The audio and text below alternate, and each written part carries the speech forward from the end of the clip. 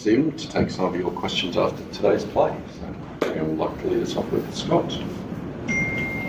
Dan? Scotty, you played obviously a lot on this ground. Where does this wicket stack up in terms of the flightness this week? Yeah, I think it started off with a fair bit of nip in it. I think there's still a little bit of nip there at the moment.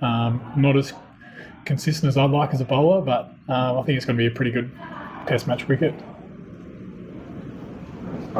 Going actually here, you see a bit of Nitish Reddy, he scored 100 today. Like, what's your assessment of him? He scored also 40 odd in big ball test. Like, what do you make of him when bowling to big challenges? Yeah, obviously he's playing really nicely. Coming in down middle to lower order, but he's sort of trying to put the pressure back on us. And he's playing nicely. Played really well then as well. He's been a young guy from India has come through and strikes the ball really well. Just following up, just after the big Washington was saying, it was very interesting here and it was 17 runs for 9 That's when how you started and that 10 overs there's not much runs as well. What was the Australia's plan in that particular phase and what are the things that you were trying to do in your opponents? Yeah, we coming off that break, we tried to take him a bit wider with the ball. We obviously set a 7-2 field and try to see if they wanted to flash their hands outside the off stump. How's the morale in the rooms after taking 4 wickets today? Yeah, pretty good still. We're leading by 115 runs, so in a pretty strong position. Obviously, it could have been better, but I think that's the Test match cricket, ebbs and flows. Hopefully tomorrow morning we get that first wicket and then put on a really nice lead and see how the game plays after that. Louis? How's that pitch started? Yeah, he's okay. I think he's just had a bit of a niggle somewhere in his back or rib or I don't know, somewhere back there. But he came out after the break and was bowling 140, so I think he's going to be fine. Can you just give me insight into what he's playing with, how much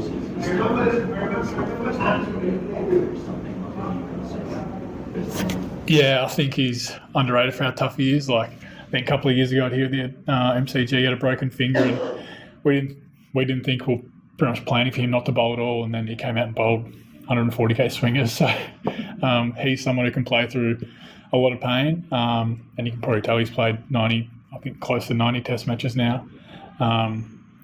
As a fast bowler, there's not many games where you do play without any niggle at all. So, but he's someone who can still bowl the same pace even when he is really sore, which is a great trait to have. A few more here, folks. Just there. How much do you like playing with the G? So I thought we've been pretty special with the crowd behind, particularly yesterday afternoon. Yeah, it's been great. Like I obviously home ground.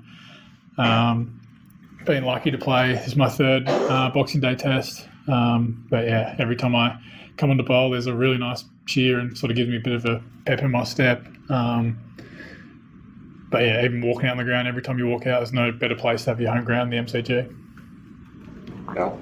Scott, you mentioned pushing a little wider after the rain break with a bit of nip. What was happening before the rain break as that partnership was going? They're obviously two quality players and you know those guys about the team. What were the things you were trying to work through to see if you could find a break in touch? Yeah, we just wanted to see, obviously with having a decent lead, that if we took them a bit wider, see if they were going to play shots and throw their hands through the ball, through the offside, with having like quite a few catches through the slip and gully and point region. It was just a tactic we've used a few times before. Prior to that, we're just into normal sort of test match rhythm of trying to create chances with the newish ball, trying to get a bit of bounce and seam. So there was nothing too. It was pretty standard before then, I guess. Scott, we saw Alex Carey come up and keep wickets against Nitish Reddy and Washington when they were stitching that partnership.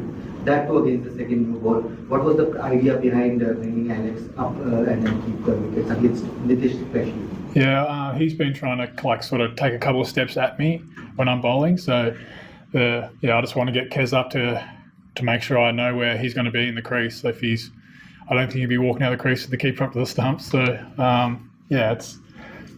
I don't mind as a fast bowler just because I know where he's going to be. And then, just keeps him still. That's the main objective of it.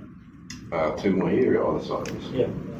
Scott, just want to ask that how difficult it is to bowl someone like a Nitish Kumar, Reddy, the audacity and then the unorthodoxness. The way he did you Adelaide, the ram shot today also he tried. Was it a little different as far as other batters, other Indian batters concerned? Nitish Kumar to bowl to Nitish Kumar Reddy and to bowl to any other of the Indian batters. Yeah, he has got. I've played the A game against him, the PM's game, and then a couple of tests, and you see he can score all around the ground.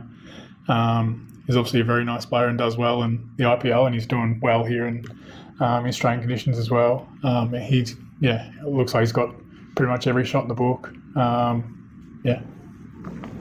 Scott, knowing this pitch well as you do, you expect it to, spin more on that fourth and fifth day, and Gaz to be that sort of key bowler in the fourth innings? I'm not too sure if it's going to spin too much more. I think there's a decent amount of grass on there, so I'm definitely hoping it spins a lot more. But I think, hopefully there'll be some variable bounce in the as Test match wickets get a bit more tired. That'd be ideal for us as a bowling group. Thanks, guys. Thanks, everyone. Thank you.